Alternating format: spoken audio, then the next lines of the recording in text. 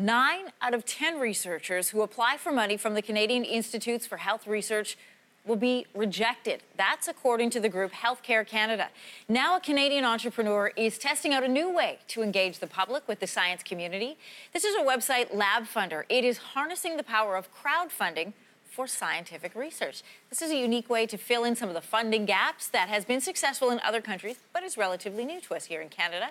Eric Fisher is the founder of Labfundr, and he's joining us this morning from Halifax. Why did you want to start this site?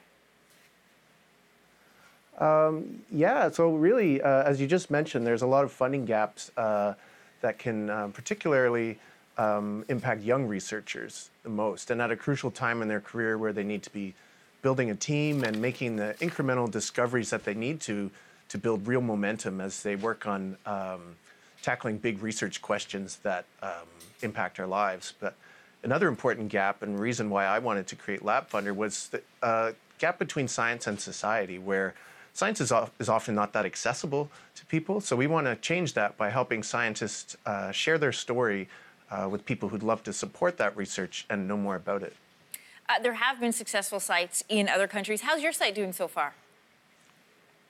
Well, we're off to a modest start. We've run one campaign so far that raised over $1,000. While they didn't reach their funding goal, we learned a lot from that that'll help us moving forward in our next campaigns. And most importantly, that project's alive and well and generating data that can help potentially sick kids. Now, since launching Labfundr about a year ago, we've spoken with dozens of organizations and people across Canada who are interested in crowdfunding their research.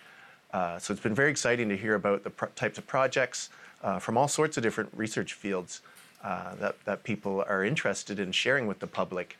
And so while we don't have any active new projects on the site today, if you go to labfundr.ca, sign up to our newsletter on the front page, and you'll be the first to know about some exciting new projects and initiatives we've got coming up.